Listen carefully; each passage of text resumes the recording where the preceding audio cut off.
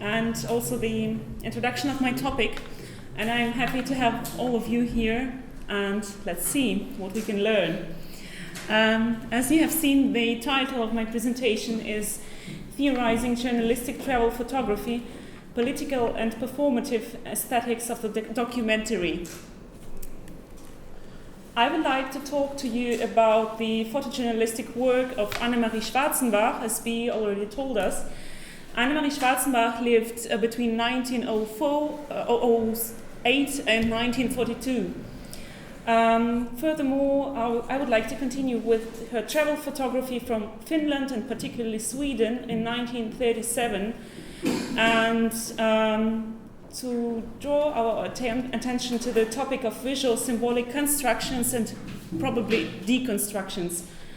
I will talk about the Northern European travels and anti-fascist activism and Annemarie Schwarzenbach's image strategies, as well as about photojournalism and photographic discourses in the context of nation-state-based aesthetics of the documentary. In my presentation, I examine the photographic work of Annemarie Schwarzenbach, the Swiss journalist, writer, and historian, in the context of her journalistic travels to the Soviet Union, Estonia, Lithuania, Latvia, Finland, and Sweden in 1937 to 1938, from a post-colonial, gender-critical, and queer perspective. The subject of my analysis are the photographic reports published in the Swiss press.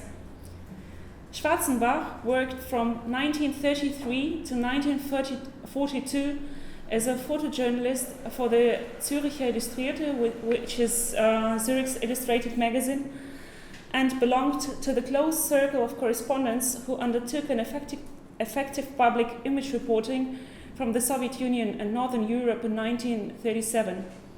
Since 1933, Schwarzenbach's engagement in the anti-fascist resistance movement also influenced her journalistic work. Schwarzenbach's work took place during the 1930s and 1940s, when the magazine landscape in Europe and the United States of America changed dramatically. With the invention of the glass half-tone plate in 1882, the technical facilities for the reproduction of text and photography on the same page were created, which led to the emergence of the new magazine genre, the illustrated magazine. The first magazine of this format was the Berliner Illustrierte, so the Berlin's illustrated magazine, founded in 1880, followed by Zürcher Illustrierte, Zurich's illustrated magazine, in 1903. The genre of image report resulted from the further development of the photographic reportage. For the photographic reportage, and an intensification of the text through photographic illustrations was characteristic. In addition to the enhancement of photography as a medium in the contemporary discourse of the 1920s and 30s, the raw reflex camera, which is a particular model of a camera, was introduced to the technology market in 1929. The Rolleiflex camera became the main instrument of travel photography and significantly influenced the extension of the photographic reportage to the image report. For the genre of image report, a dense arrangement of photographs became the main source of information, while the text was reduced to a short accompanying image commentary.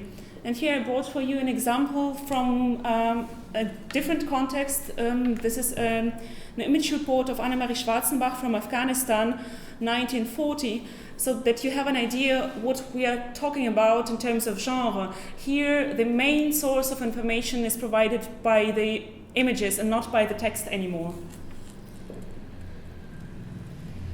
Schwarzenbach became an internationally established travel reporter after her expedition or her travels as a first female image reporter to Afghanistan, 1939-1940, that was a previous focus of my work, and after the photographic publications from the southern states of the USA, 1936 and 1939. Schwarzenbach's photographic work is a pioneering contribution to journalistic travel photography in Switzerland and the German-speaking context of the 1930s. The material basis of her photographic work forms an outstanding analytical basis for the examination of an interdependent relationship between the image report, the genre of documentary photography, and the political discourses of colonialism and nationalism. Within my work, I intend to make a contribution to the research on Schwarzenbach's photographic legacy and to substantially expand the literary reception focus of her work, which has existed since, or is still existing onwards, since the 1980s, both in critical image studies and as post-colonial investigation focus. This is part of what Vi also told us in the introduction. The connection between photography and various political discourses of journalistic travel photography in the context of National Socialism forms the focus of my analysis. My research is located within the disciplines of art history, critical visual culture studies, post-colonial genderqueer studies, and Jewish studies. Due to the preoccupation with the photographic medium of an illustrated magazine, as well as with photography as an autonomous material object, my research operates particularly in the field of the history and theory of photography. Here I have some side examples from my previous work, which I have done on Annemarie Schwarzenbach's and Ella Maya's, because they traveled together, travel to Afghanistan as both image and text reporters. And one of the main visual patterns during the Afghanistan journey was the presentation or representation of a body via the body of a car. So it was an issue not to show the female body from Afghanistan in order not to offend basically the male white viewer in Switzerland and in the German-speaking context, because she was trying to find a new visual way how to provide knowledge about, in this case, Afghanistan, to the audience, and also to fulfill certain expectations in Switzerland. So it was very much about comparison of different bodies within the images. Today I would like to focus particularly on the photographic work of Annemarie Schwarzenbach in the context of her journalistic journey to Finland and Sweden in 1937. The subject of my discussion are the photographs from the image reports, not the image reports and the whole context themselves, in the Swiss illustrated magazines. And here we see some very brief comparison between, on the very left, the image from Sweden, applying already different techniques I'm going to talk about. One image from the United States, which was in between the journey to the Soviet Union and the northern contexts, and Afghanistan on the very right. During Schwarzenbach's lifetime, several of her prose fiction works were published between 1929 and 1938 and were actively received in the German language literature context. However, Schwarzenbach's recognition and popularity as a photojournalist in the 1930s were much higher than her success in the literary field. At the same time, the current research focuses strongly on Schwarzenbach's literary work, which is particularly reflected in the predominantly text-oriented analysis of her journalistic travel reports. The stronger academic interest in Schwarzenbach's literary legacy, which is prevailing in the contemporary reception, has been accompanied by a fragmentary exploration or complete neglect of the critical image potential of her journalistic travel photographs. The literary and photographic legacy is nowadays partly preserved in the Swiss Literary Archives and different other smaller archives in Switzerland. The current research on Schwarzenbach's work is characterized by a difficult source situation, as the primary sources and archive materials are still insufficiently edited. The continuing unbalanced editing practice of photojournalistic and literary works leads to several consequences within the academic research. The analysis of text and image contributions from Afghanistan, as we have seen, Syria, Iran, Egypt, Turkmenistan, Tajikistan, Tibet, and Turkey currently form the geographical focus of analysis of Schwarzenbach's photographic travel reports. while her image and text production from the travels to other regions, including the countries of the so-called European North, are strongly fragmented and remain only marginally researched within the entire body of work. My research project works on not really widely known Schwarzenbach's image reports and provide their contemporary historical contextualization as well as theoretical and critical reflection on them. The work will also contribute to the development of post-colonial theory, I suppose, as it takes it regionally to the north and applied Edward Said's notion of traveling theory onto visual material and observation of insights after the material turn. I would like to show you a sequence of images of Annemarie Schwarzenbach, and what is important to me is that the focus of her photographs from Sweden and Finland in 1937 is on the choice of the subject, the composition, and also the visual aesthetics of the images. Here we see a series of portraits depicting different regions on the one side, and on the other side, on the very right, we see a portrait of Erika Mann, who was also one of the leading figures in the anti-fascist movement, was the daughter of Thomas Mann, and who was the founder of anti-fascist cabaret, who went into exile and ended basically performing the cabaret in the United States of America. So also by researching the archival material, we can see even some visual connections to the anti-fascist underground movement. The role of Schwarzenbach's political activism in the anti-fascist movement is determined by me as a perspective for the analysis of photographic material. The hypothesis that the largest European journey of Schwarzenbach was born out of political reasons was confirmed by the study of the regional image and text sources in her estate. It can be assumed that Schwarzenbach hoped for a potential for a peaceful elimination of National Socialist ideology before the annexation, before the Anschluss of Austria, which happened on the 12th of March 1938. Through her journalistic image contributions, she aimed to design alternative ways of nation-state formation through photography, which is kind of a very ambitious project, but I'm very much interested in this self-intention. Her image reports from Northern Europe were visually very different from the colonizing image rhetorics of the illustrated periodical magazines in Switzerland in the 1930s. Schwarzenbach's photographs were marginalized in the context of the dominant visual discourses relating to the region of the European North, but contributed to the resistant visual discourse of the decolonization of Northern Europe.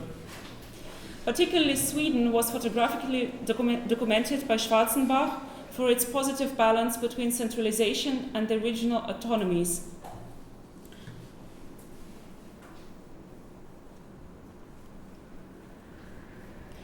My other theoretical assumption is that Schwarzenbach's most extensive photographic journey to the regions of the Northern Europe arose out of interest in photography as medium and a strong political motivation.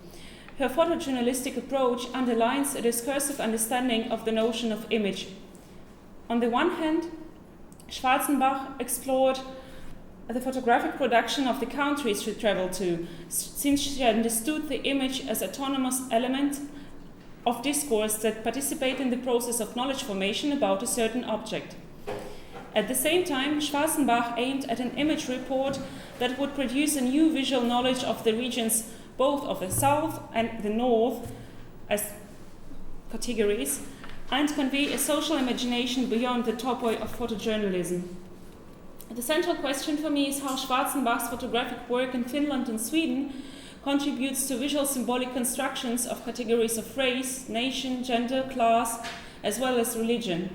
At the same time, it is questioned to what extent the photographic travel reports lead to the deconstruction of these categories. My discussion is based on the thesis that Schwarzenbach's photographs distance themselves from contemporary dominant image rhetorics. This is accompanied by the emergence of new photographic strategies within the established genre of the image report in regional and time-specific context of the Swiss media of the 1930s.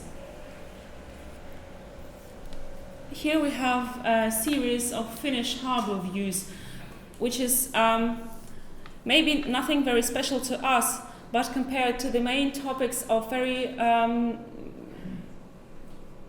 racialized, very essentialized imaging of the northern regions or northern humans at the time, these very normal photographies are in a way very powerful visual counter-discourse within the illustrated press.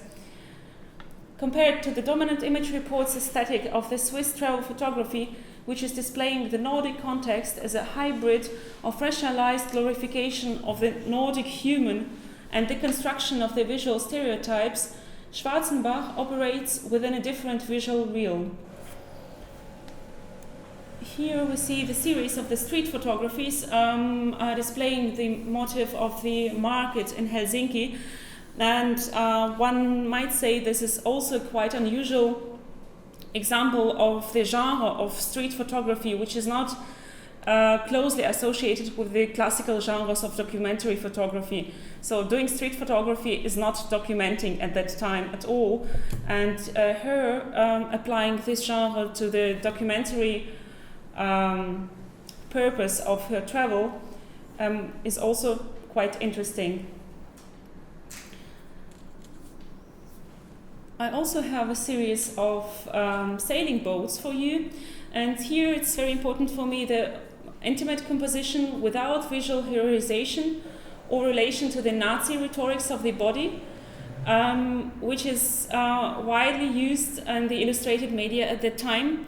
And there is a series which has been censored by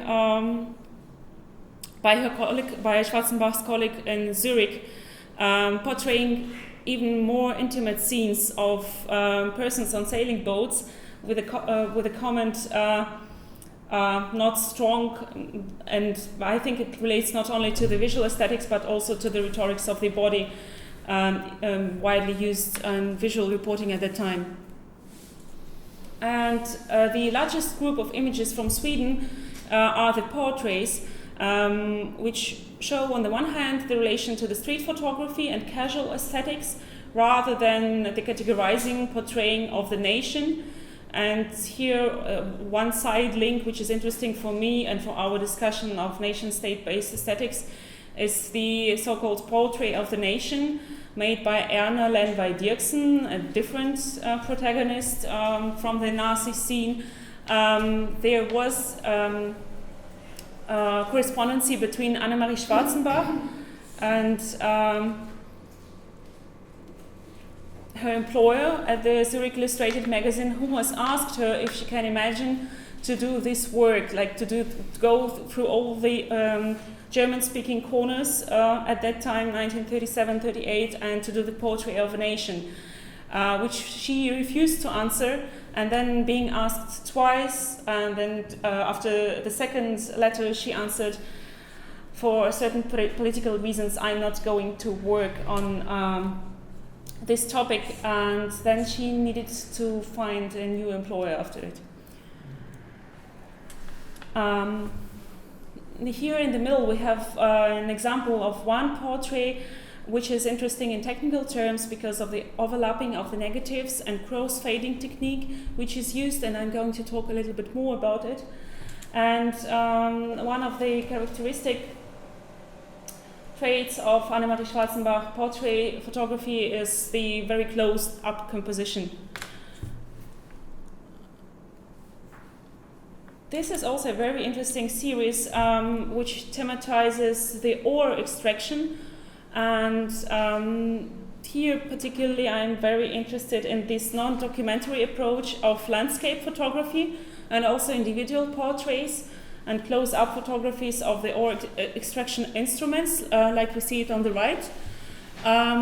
So this is the question of the use of documentation and documentary photography, which is at that time very closely linked to the self-imagination of the nation, how a new nation or a new emerging, a very essentialized concept of a nation images and imagines itself, and Schwarzenbach is using a different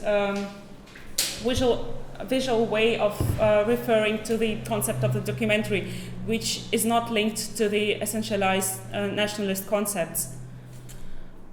I've brought you also a series of industrial harbor views, and in a way continuation of the industrial photography, here the depiction of a steel factory in Sweden. The material you have partly seen now and which I'm examining is located in three theoretical contexts. First, the discussion of media context and political reception in the illustrated magazines in Switzerland in 1937-38. Second, the role of constructivism and photographic reportage in the 1930s. And third, the discourses on political aesthetics of the documentary. Theoretical discourses on political aesthetics of the documentary examine documentary photography as an instrument of knowledge production in reciprocal relations to state image reports. The implied claim of the truth in documentary photography, as well as the formation of categories of entirely artistic photography and applied documentary photography, are critically questioned and deconstructed in my work, because until nowadays we have this quite strong hierarchical and epistemic division between the so-called artistic photography, which is valuable and which is regarded to be a part of art discourse, and the applied documentary photography.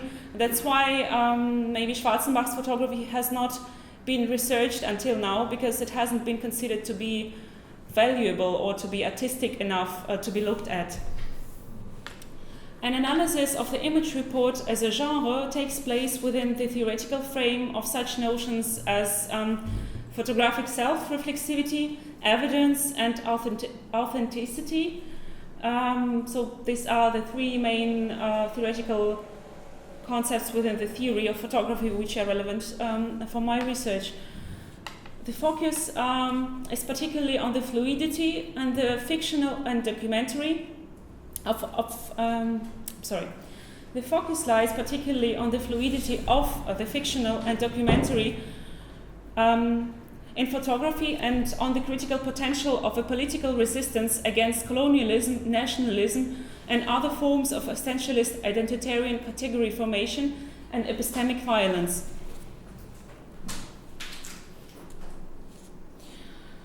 Schwarzenbach's photographic journey to Finland and Sweden continued after an interruption in the Soviet Union, Estonia, Lithuania, and Latvia in 1937-38. However, the context of her entire journey is used to consider the intention and development of the image strategies. Political developments in Schwarzenbach's expedition countries, as well as their anti-fascist commitments, play a key role here. Already in 1934, Schwarzenbach traveled with Klaus Mann, who is the brother of Erika Mann and the son of Thomas Mann, to the first All-Union Congress of Soviet Writers to Moscow, and met several representatives of the Soviet avant-garde movement there. So we see here some examples from her image report photography from Moscow 1937, which is, I think, closely related to the aesthetics of Soviet constructivism. The visual aesthetic of the Soviet constructivism, and particularly the work of Alexander Rodchenko, who is the key figure of Soviet avant-garde movement and Soviet constructivist movement within photography, which Schwarzenbach extensively studied between 1934 and 1937, had a central impact on Schwarzenbach's photographic technique in the context of image reporting from Finland and Sweden. The cross-fading technique and multiplication of inscribed symbolic layers in Schwarzenbach photographic reports can be related to the photographical practice of the Soviet constructivism and exist beyond the assumed documental approach to the travel photographic report.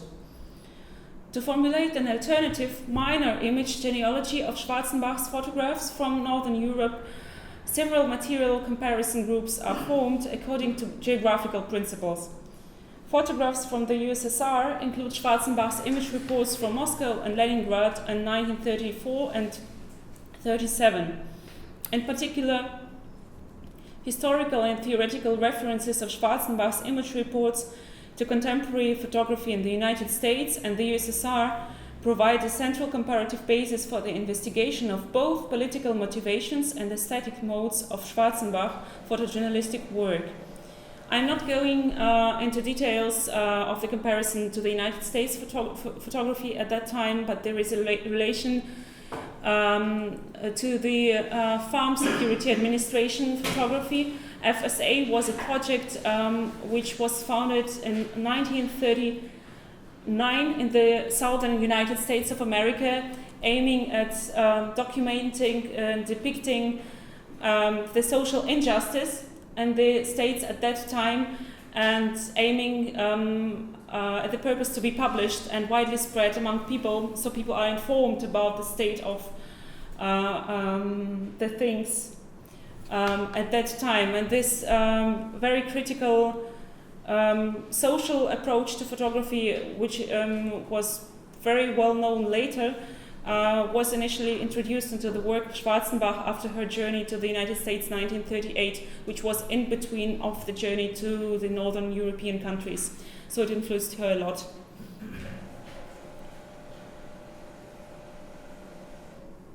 These interdependencies I'm talking about, the relation to the US Farm Security Administration photography and the Soviet constructivism, have been neglected in current research for epistemological reasons, I think, and will be determined and analyzed in my dissertation. The published photographs by Schwarzenbach are treated as a part of visual discourse. According to the image theoretical approach, images actively contribute to the discourse formation and are simultaneously shaped by the discourse. Of course, I'm using Michel Foucault's definition of discourse and the connection between power and truth production in form of discourse formation, and this is central to my analysis.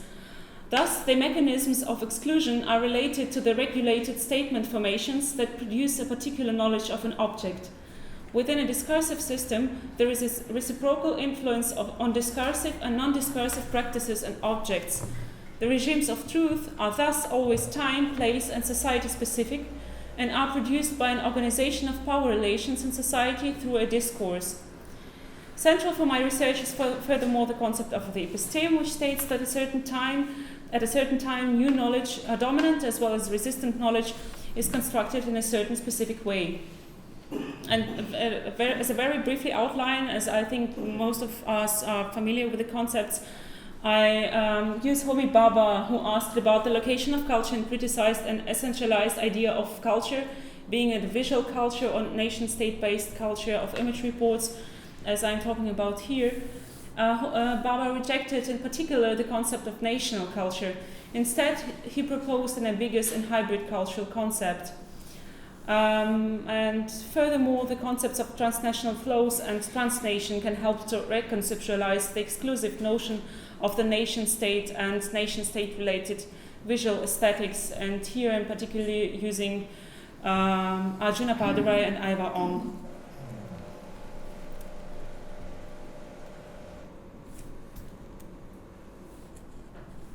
In the context of heterotopia, and this is my favorite part, I think, related to the visual techniques, Foucault speaks of the spaces that negate, reverse, or represent the existing social relationships and spaces, thus creating new counter-locations.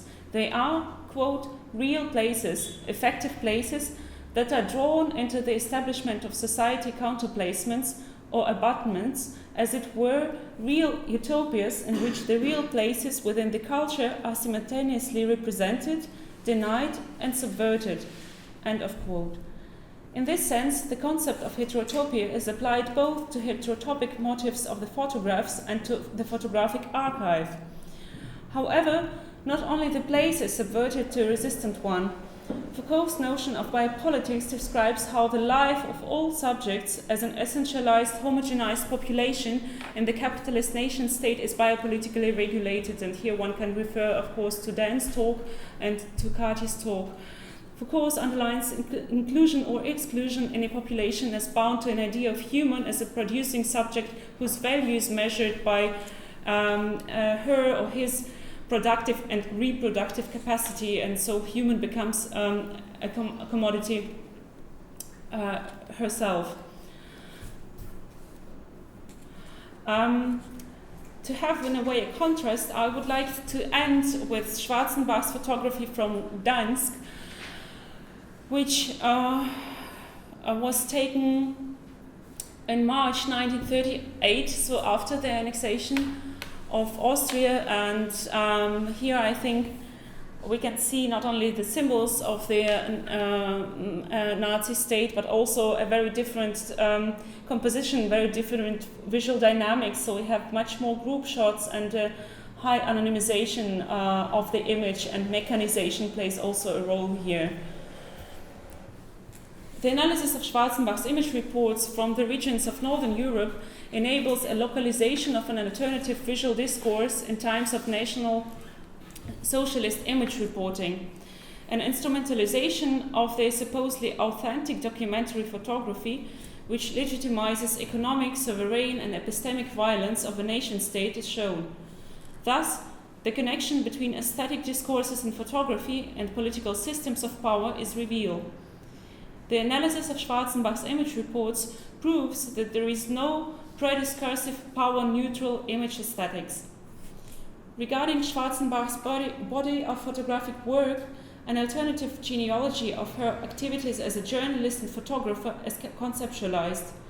In reception, both the photographs from the region of the North and the connection to anti-fascist and left-wing Jewish circles of Soviet constructivism have so far been excluded, since they were queer to the dominant approaches of interpretation of Schwarzenberg's work.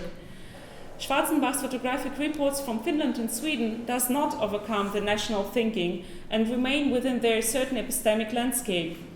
But within the dominant discourse on the photographic image reports from the northern countries or northern European regions, they open up a possibility for a counter-discourse and visual counter-knowledge. By Schwarzenberg's refusing to conform the Nazi aesthetics of the documentary photography and her use of alternative compository sources from the Soviet avant-garde and constructivism, Schwarzenberg supports the emergence of the new image strategies within the established genre of the photographic travel report. Her work develops image and textual structure which escapes nationalist claims on journalistic images and offers a new heterotopic space for the social imaginary. Thank you.